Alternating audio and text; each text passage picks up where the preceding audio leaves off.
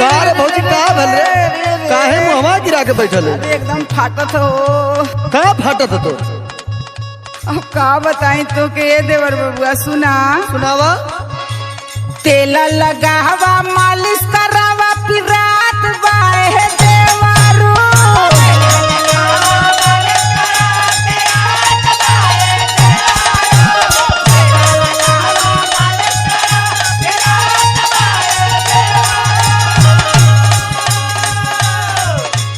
तेला लगावा मालिश करावा फिर रात बाए देवरू। फिर रात बाए देवरू धोड़िया के नीचे मोर दुखात बाए देवरू।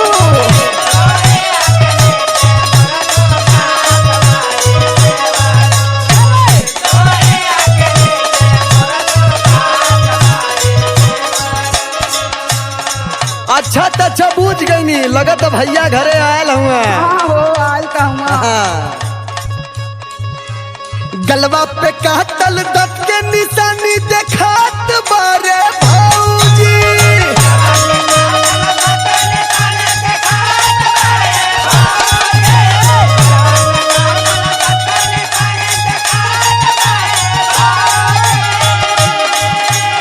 निशानी तो हर दिखात पूरा दुकात हो।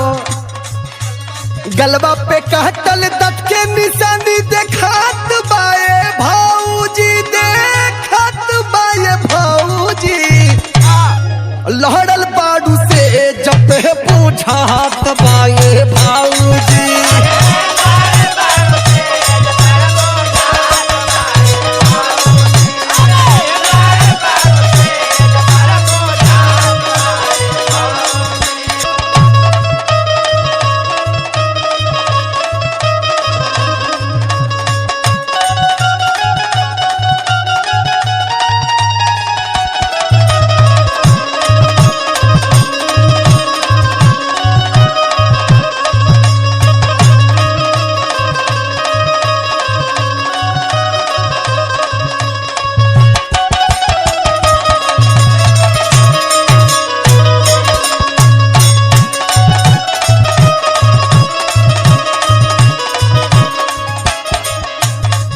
अच्छा तो एक बार जानत हुआ उस शुरुआत कहाँ से कैले हैं?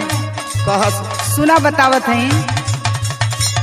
दियावा बुता के राजा घूंघटा उठवले रामा।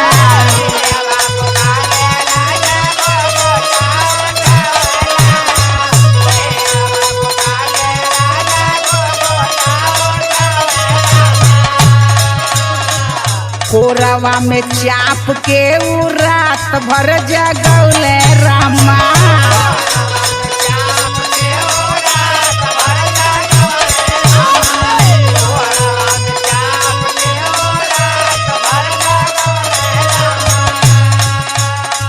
दियावा बुता के राजा घूंघटा उठवले रामा।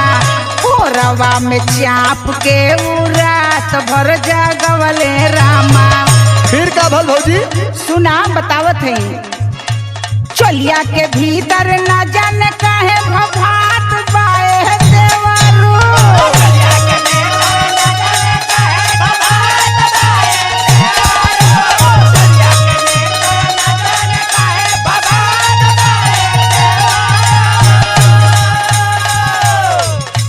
चलिया के भीतर न जाने काहे भभात बाए देवरू। भभात बाए देवरू धोड़िया के नीचे मोर दुखात बाए देवरू।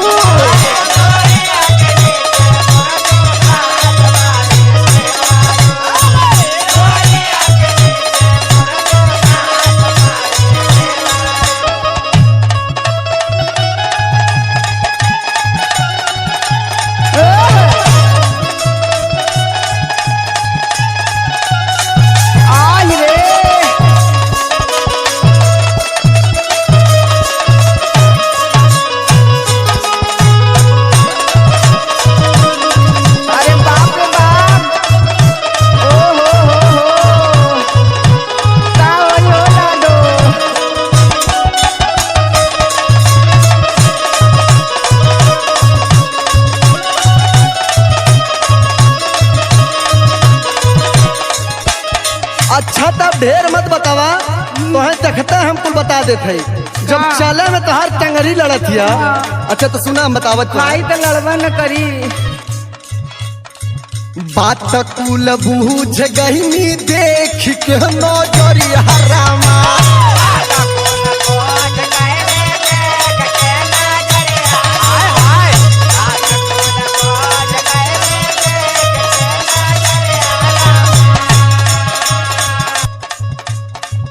चलता टू रहिया तो लड़ता टंगरिया रामा।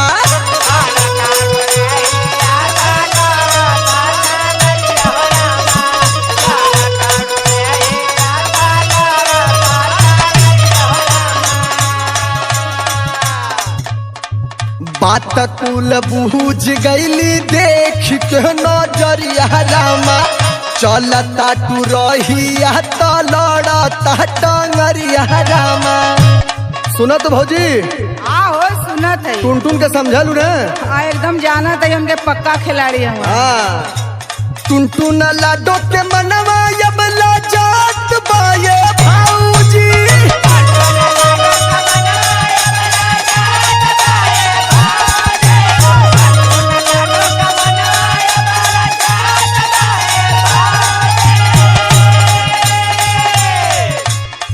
टुन लाडो के मनवा यबला जात बाये भौजी।